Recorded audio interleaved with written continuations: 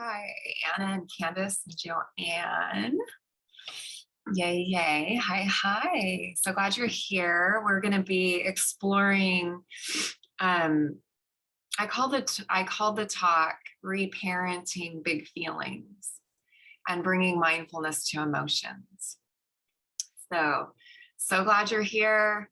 Let's just take a moment as our tradition to just briefly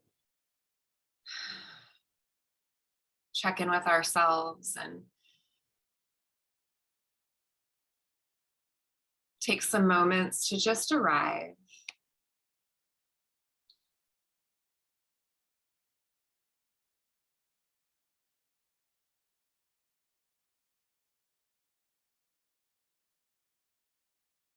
I mean, we can show up here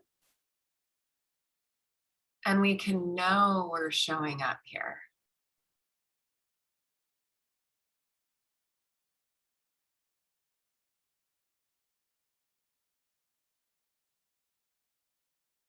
Letting this arrival be known.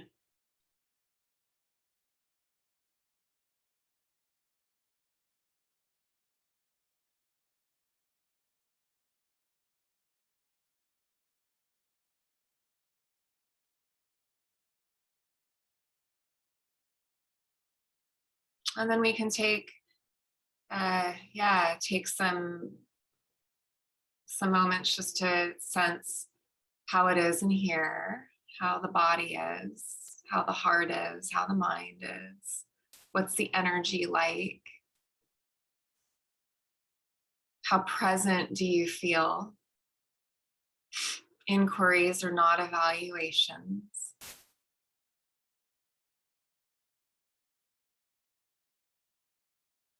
And then we also might notice the volume of kindness. Is it inaudible? Is it, just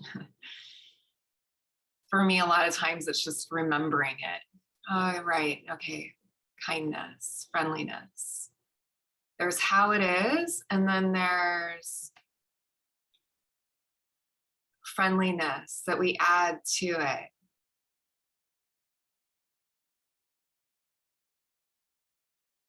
And then sensing into your intention, what brought you here? What is it that you're most needing to feel or receive?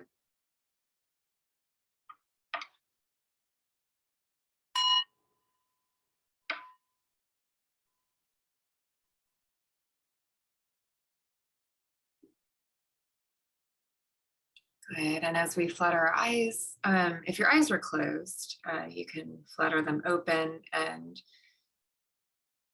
keeping the gaze down, we'll lift the gaze and let yourself orient to your space and look over both shoulders. Yes, and then we'll orient to each other, and then we'll just sense what it's like to come into our Sangha. Here we are. Hi. Hi, Alan. Hi, Michael. Hi, Marlene. So glad you're here and we'll talk about reparenting big feelings. I call it reparenting big feelings. In the language of, like the Dharma, we can think about how we come into right relationship with our feelings and what that means and what it gives us, which is our life. And this talk is really based on the awareness that there's more to us than feelings. And yet feelings really make a difference. They really matter. But knowing that there is a refuge beyond feeling is really good motivation for us as we practice bringing mindfulness to emotions. Because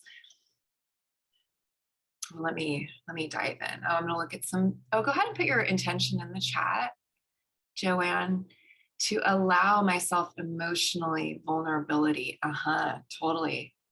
You're in the right place.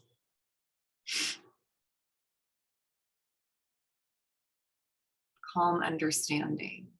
Thanks, Anna. Connection. Yes. Hi, Marlene.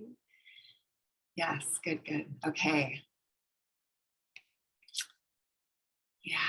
So I wanted to just mention before so as our flow here, the first half of our time together, which is about 55 minutes, it's really, please stay the whole time.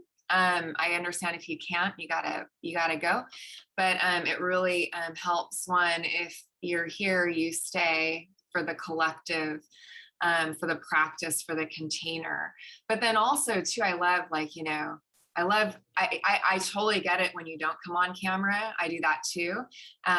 Or if you're on camera, it's great too, but I know when I'm on camera, I'm like less likely to multitask. So just as much as you can, bring your awareness fully here, right? And that actually doesn't just benefit you, but it benefits the Sangha. And so with that, last week we had our talk on, we started, the first half is about the talk, and then the last is our practice where we meditate. And I give you some guidance around bringing in the talk into the practice. So last week we talked about impermanence. Really good. I want you to catch that, unless I didn't tape it. Did I? No, I did. Yeah, I did. So catch that. It was, if you haven't seen it, it's on YouTube. All these talks are on YouTube. All the recordings go up on a couple days after these live sanghas. So subscribe to that channel if you haven't already. As I was saying earlier, mammals, which we are very porous mammals, intelligent, complex mammals. We care a lot about the felt sense. This is not a talk about, you know, how we're going to overcome feelings or you know, it's not about that.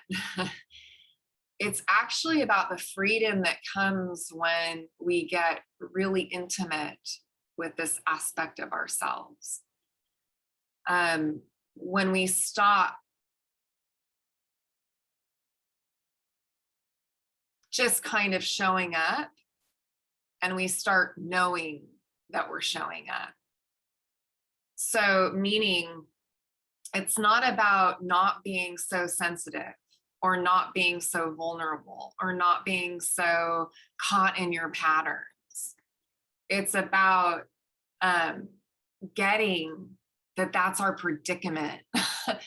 Like that, yeah, that's, you know, part of being human and being in an animal body is like we care a lot and are very pulled by our feelings and our felt sense. Threat and opportunity matter a lot to us. Pleasant and unpleasant matter a lot to us, and we don't have to judge that about ourselves, right? We don't have to judge that about ourselves. It's okay to have big feelings. That being said, if we aren't clear about the nature of them, we stay stuck in not enoughness. If we're not clear about the nature of our feelings. So may this talk really illuminate that for us. And that may this understanding help us have right relationship with feeling, which opens us up to why we're all here, right? Which is what, like, contented and easily satisfied, right? Like having living a life that's worth living, you know, like just soaking up every minute of it, feeling whole and at ease inside our own skin, you know, all of it. Yeah. So that's what's possible when we have right relationship with feeling. Feeling and being really identified and tied into, and this is I'm going to open up to like this being what happens when we don't know, we're not aware of feeling.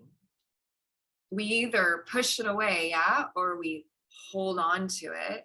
And this can create ways in which we sort of hold ourselves back from the bounty, like the bounty that is our life. And I say that, and I laugh because it's just like, I mean, you can just look out your window. Yeah. You can like look in your space. You can just, oh my gosh, you're breathing.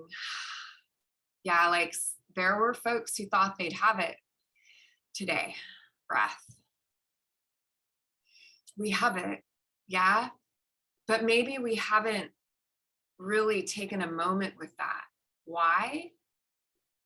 Because we miss shit like that that's really important because we're so preoccupied with this, like with our feeling. And that's okay. Like there's no shame in that.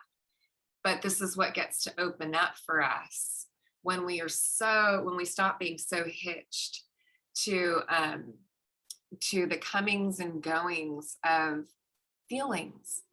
So this is a poem by Dana Faulds that you're familiar with. But I think she points to this in this poem really well.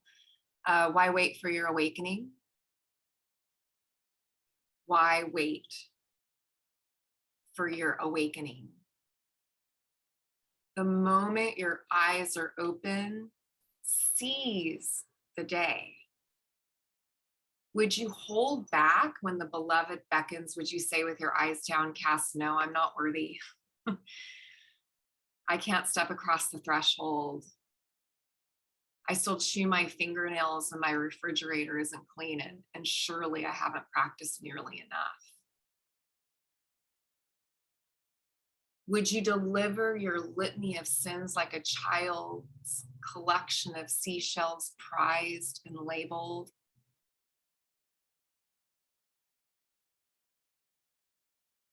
Do you value your reasons for staying small more than the light shining through the open door? Forgive yourself. Now is the only time you have to be whole. Now is the soul moment. Now that exists to live in the light of your true self. Perfection is not a prerequisite for anything but pain. Please, oh please, don't continue to believe in your disbelief. This is the day of your awakening. Seize the day. It's really hard to play full out or whatever you want to call it, play full out or whatever, you know, like, right? Like walk in beauty.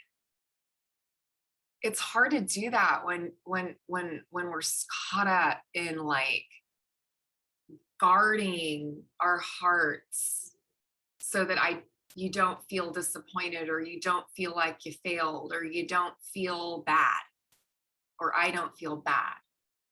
It's impossible, actually. It's impossible. And a life lived that way becomes very small and rigid. Like, you know that. Like, I think as we get older too, we can see folks who open more. That's quite liberating to see.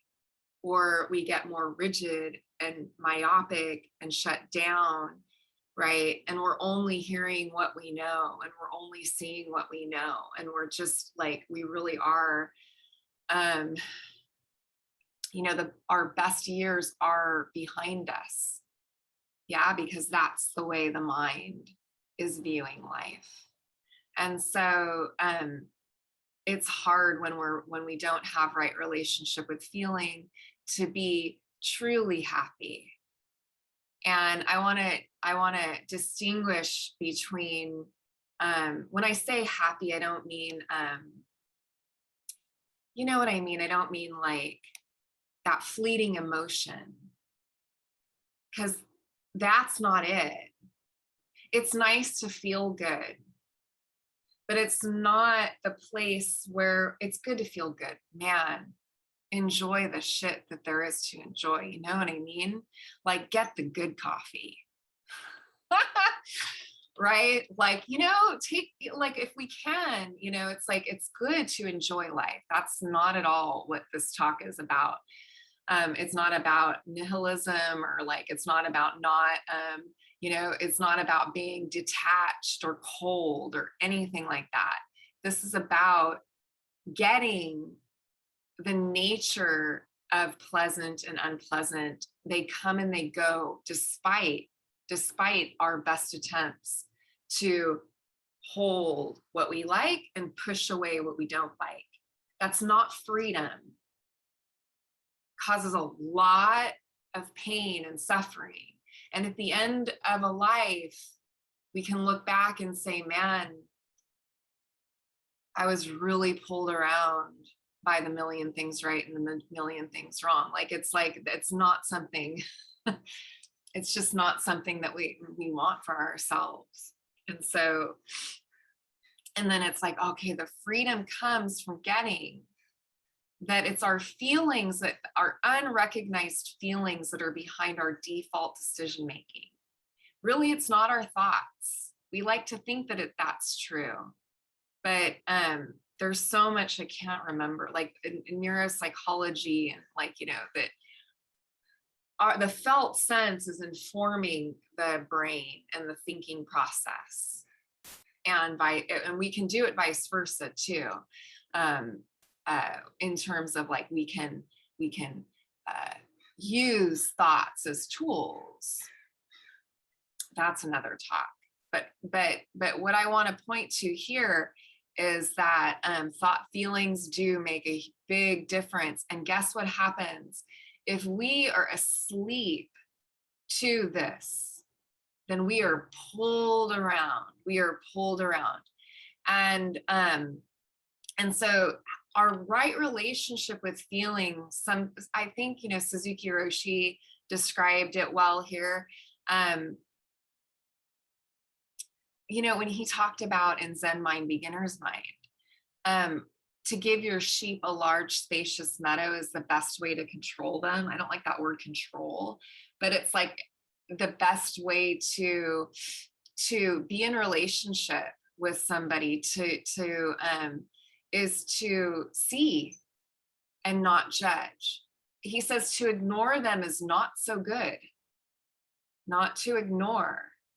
That is the worst policy. The second worst is trying to control them. And we do this with our inner life a lot. We may see something or feel something that we don't like. We try to control that feeling. We try to fix it, change it, make it different. And we make things worse. We make our life gets more complicated.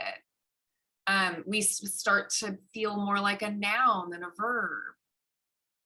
And then last, he says, the best strategy is to watch them, just to watch them without trying to control them. I think about Thich Nhat Hanh said, listening is love. This listening, this deep listening without judgment.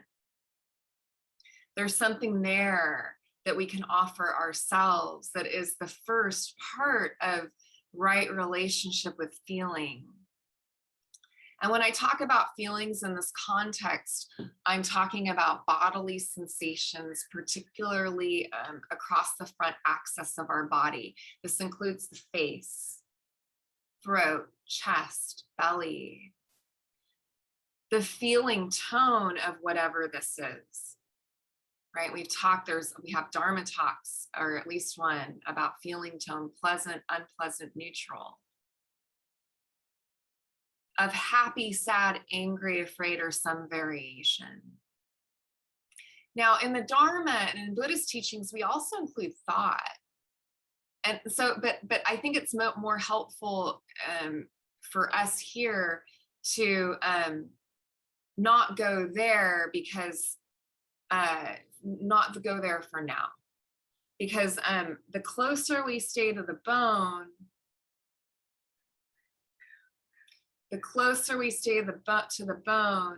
the less hooked we'll be by the mechanism that we typically use to keep painful patterns in place in our lives.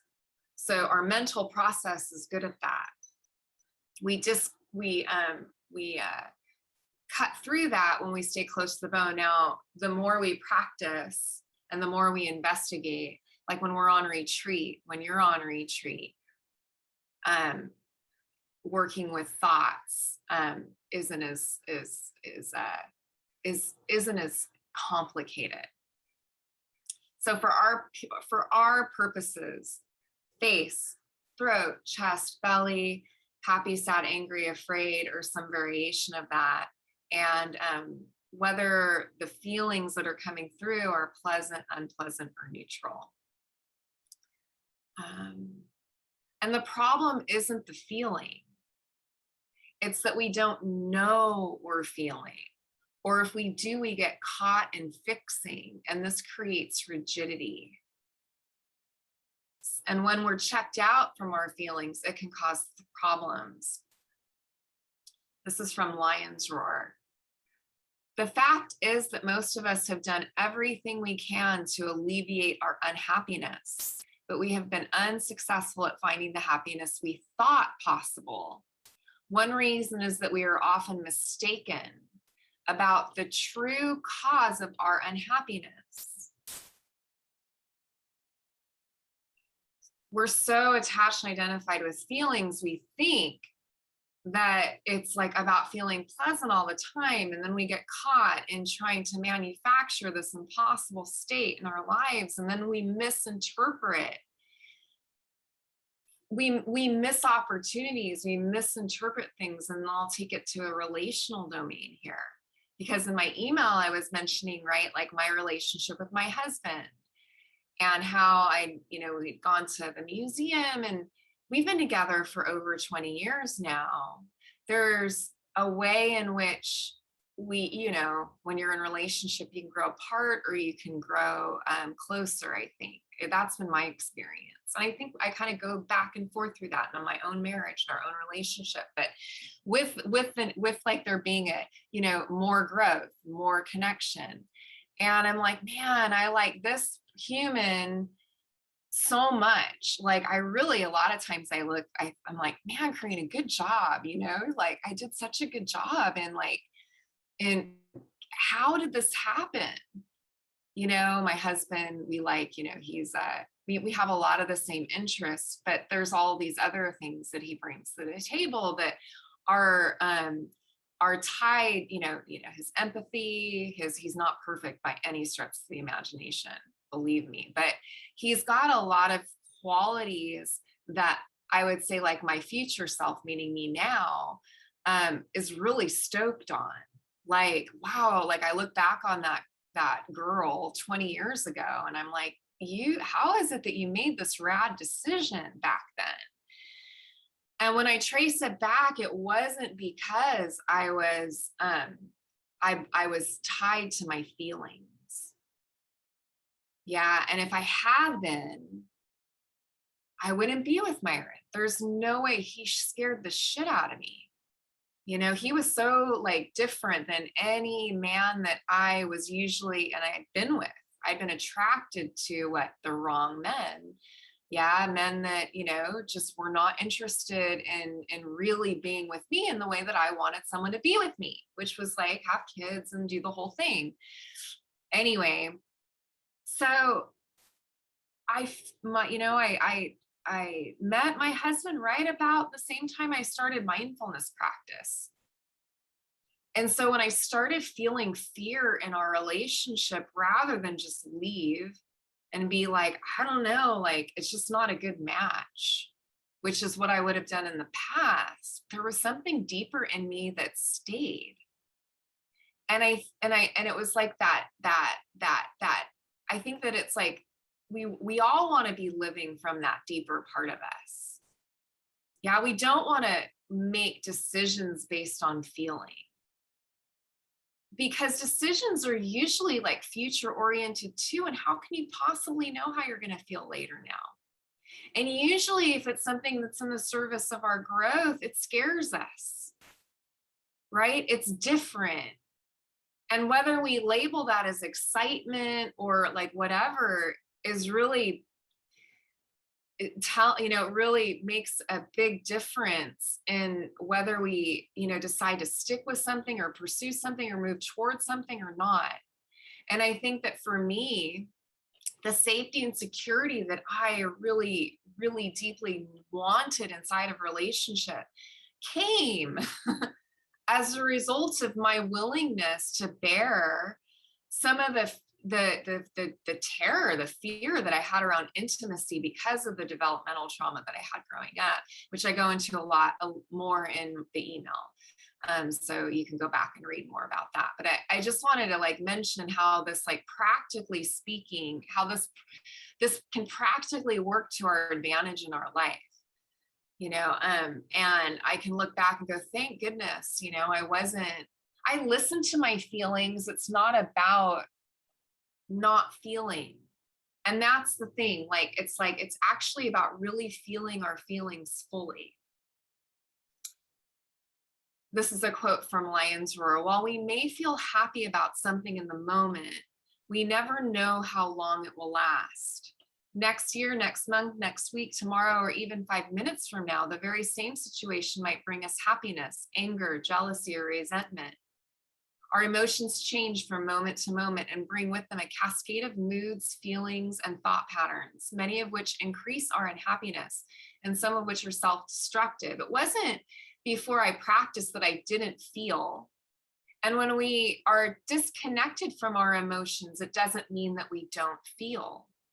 We feel. You can't help it. This is important. You feel. The feeling is, it's taking over. One of the things that we do in good parenting, and I name this talk, reparenting big feelings. One of the things, as I raise my kids, one of the things that I think the best things I do for my kids are the moments when I'm like, oh, wow, yeah, it sounds like you're really overwhelmed. Like my daughter this morning, she's telling me all these words, right? She's like, I can't, I got this and I got that and I have this and I have that and I got this and I got that. And she's like really upset. And I'm thinking, oh man, she's really overwhelmed, but doesn't know it, And so I just said, wow, it sounds like you're really overwhelmed. I get it. That's a lot for anyone to have on their plate.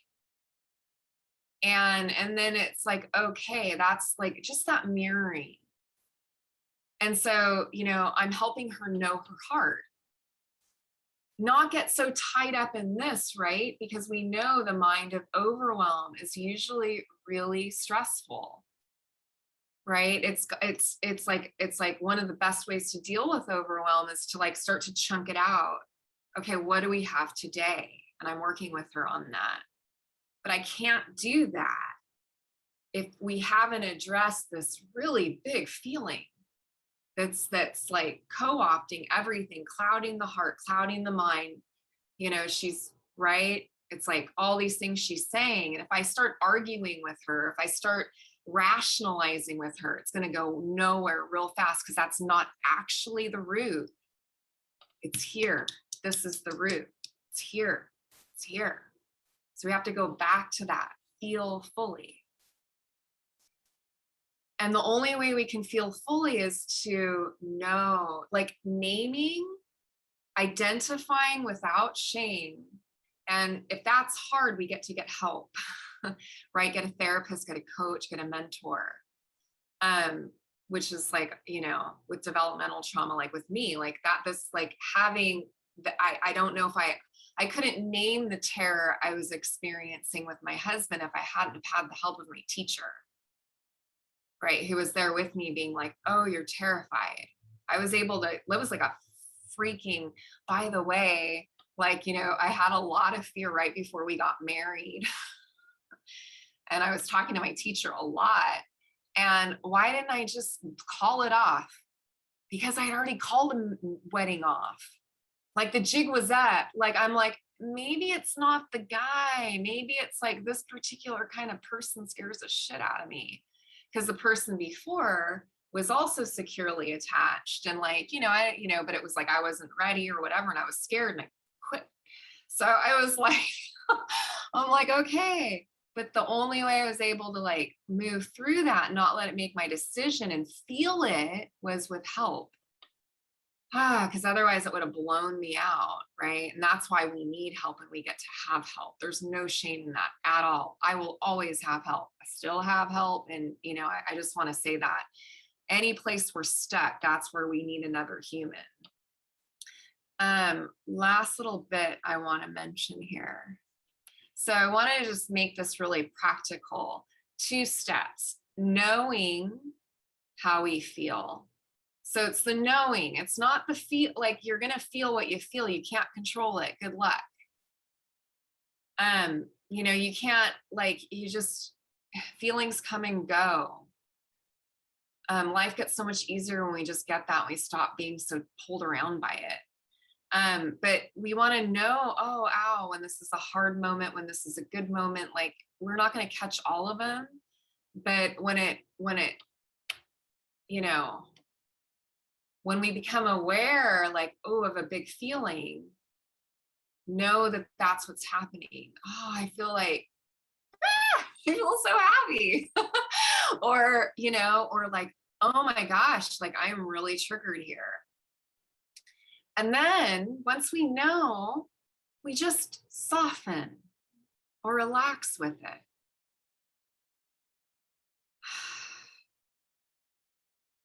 So those are just 2 simple steps when you're working with in our sitting: knowing when big feelings are arising, and then softening or relaxing with it.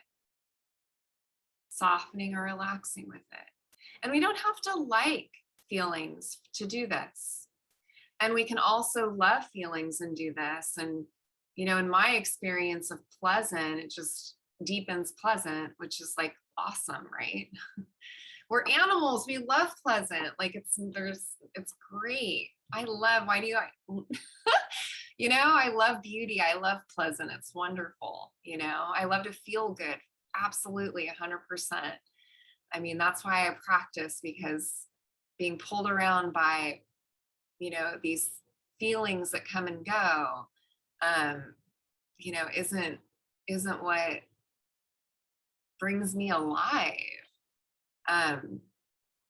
And so, yeah, when we're stuck, we need relational help. This does not allow us analysis. We stay close to the bone.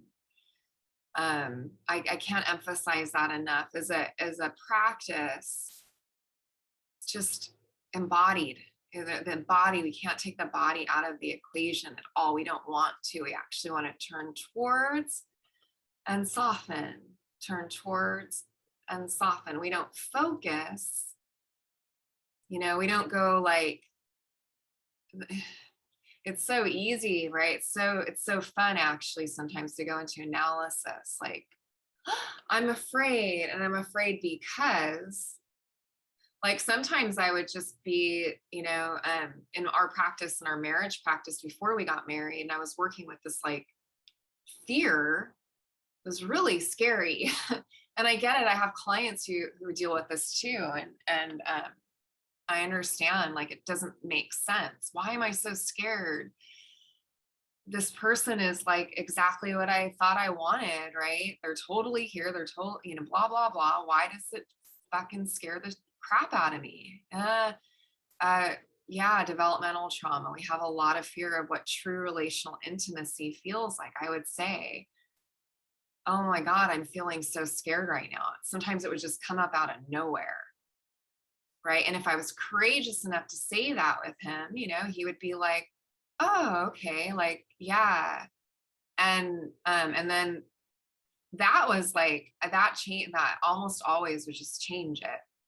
And that was sort of like, you know, how I worked with it inside of our relationship, was just like calling it out when it would come up with him. And that was a big part of it. It's so funny. I just think I have to really remember what that was like. Man, you know, I'm so glad I had my practice to go through that. Yeah, you know, but does it get better? Yeah, absolutely. I talked a lot. Hope there was something there for you as we come to our practice now. We're gonna sit together. Thanks for your donations. They really make a difference.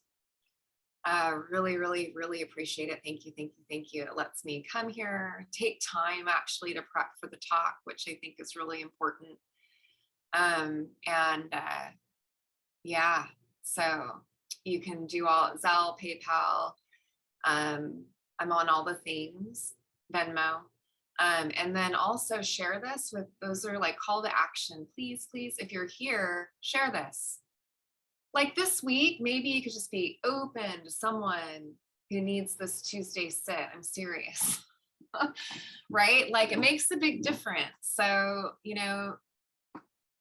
don't have to find someone, just will keep it top of heart and mind. You're talking to someone and they're like, oh my gosh, it's so hard right now.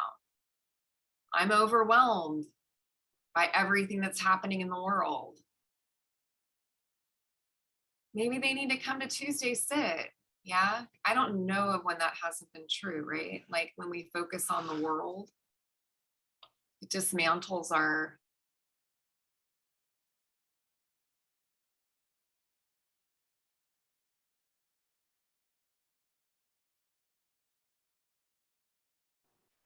I'm back.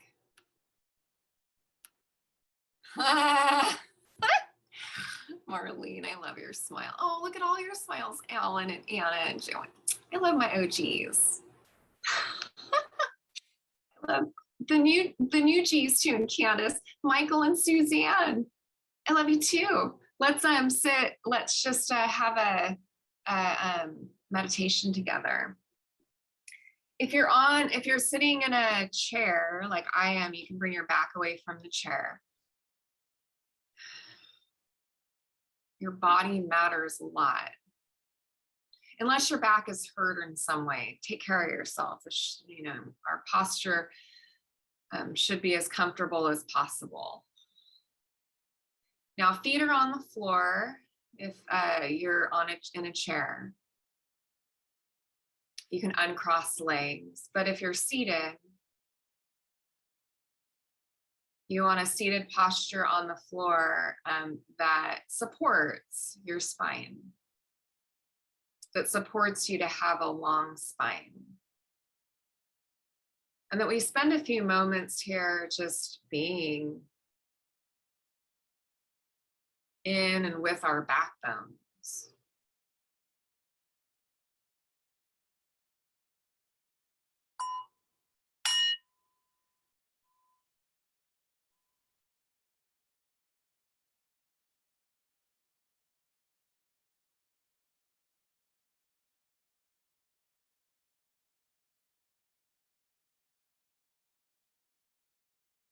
Everything that I said in the talk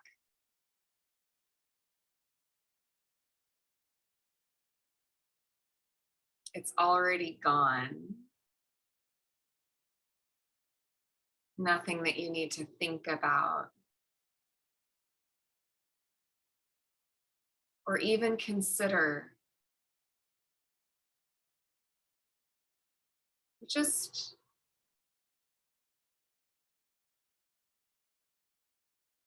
feeling what it's like to be in our bodies now.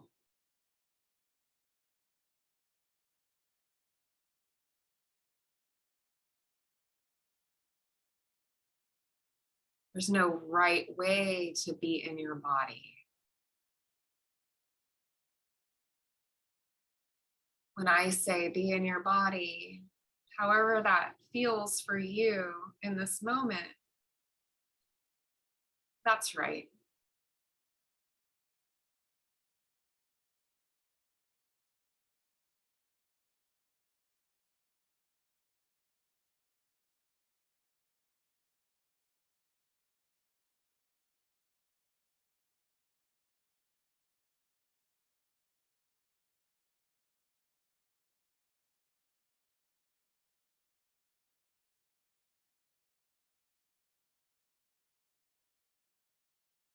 We soften into this kind of verbness of being.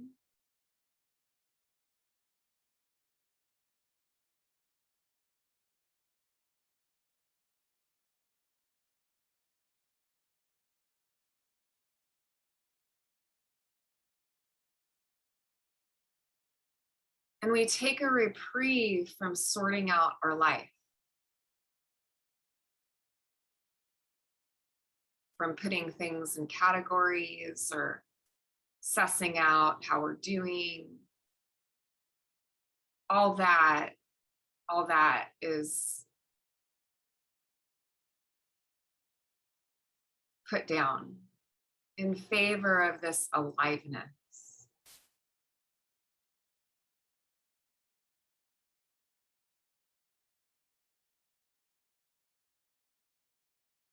Softening our bellies, we can let the breath relocate from the nostrils to the navel. Getting acquainted in silence for the next few minutes and soothed by the body breathing and how that feels, especially across the front axis of the body, in the belly.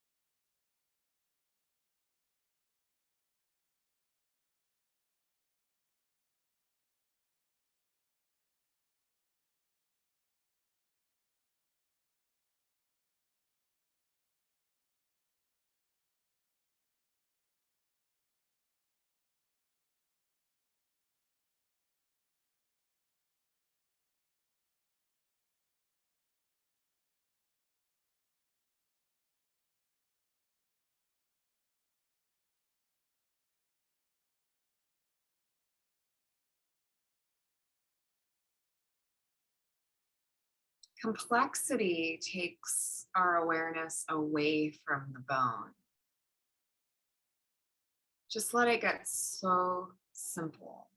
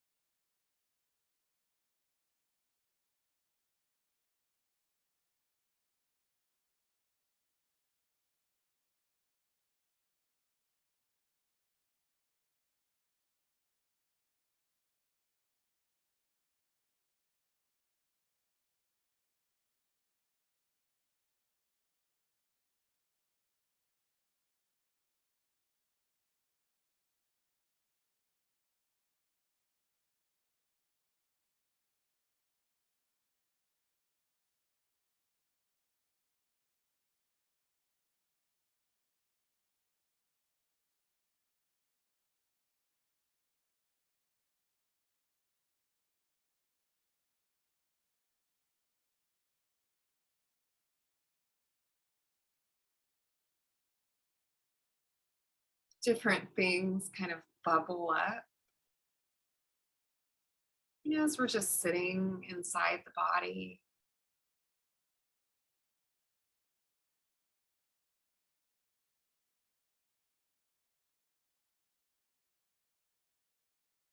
We might notice,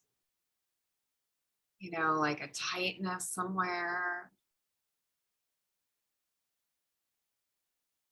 or a tingling, or some sensation arises and it enters our awareness. We become aware that there's some feeling.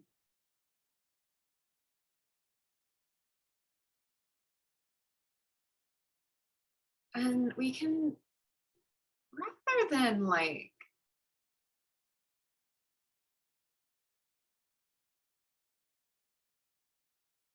do anything with what we're noticing, we can just be with the feeling. What's it like to just be with it?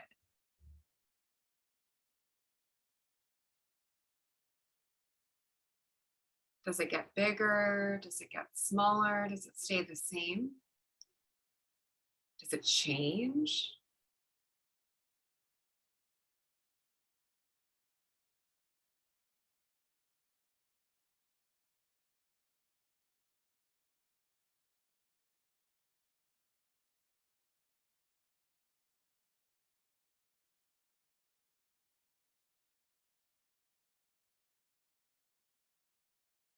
Just being curious about what's happening in the felt sense of your body. What happens when you bring it into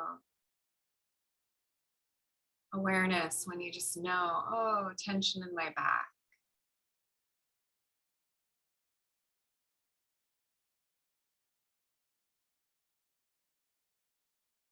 Mm.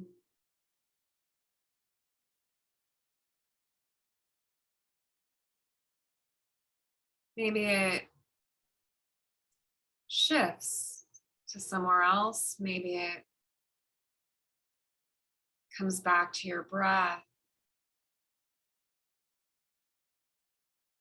Just notice what happens as you bring awareness to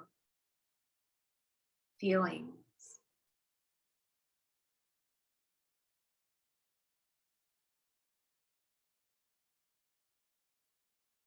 However you're doing this, you're totally doing it right.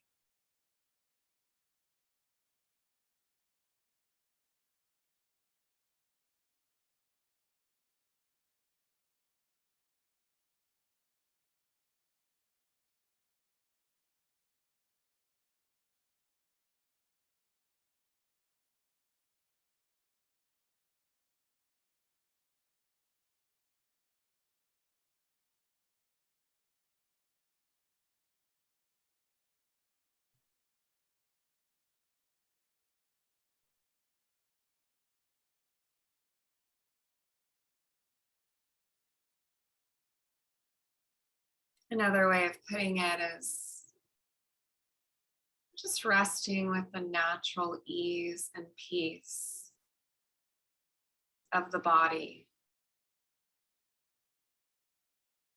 And also noticing what takes us away from that natural ease and peace.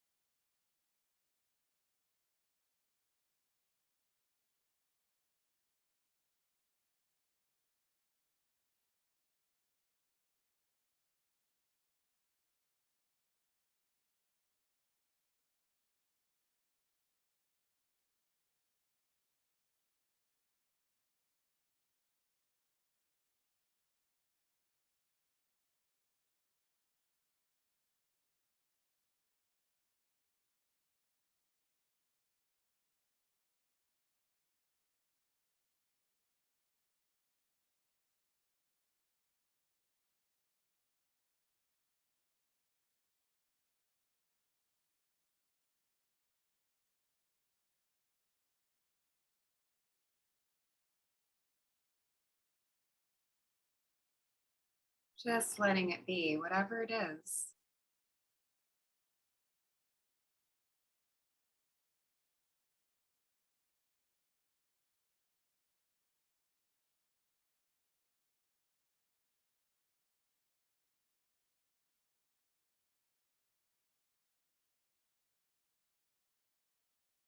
You might notice an opening through the front of the body, or a tightening.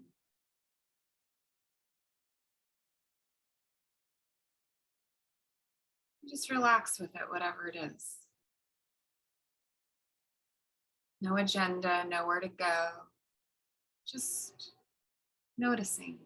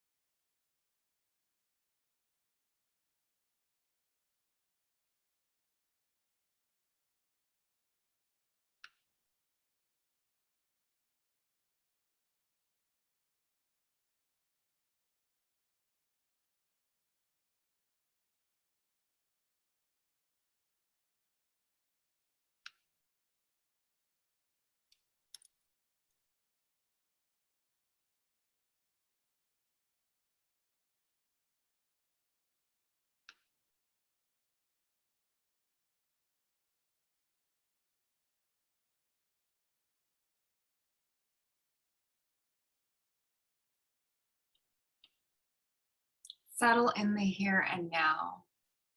Reach down to the center where the world is not spinning, and drink this holy peace. Feel relief flood into your every cell. Nothing to do, nothing to be but what you already are.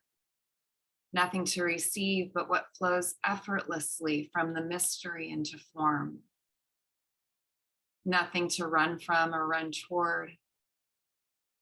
Just this breath, awareness knowing itself as embodiment. Just this breath, awareness waking up to truth.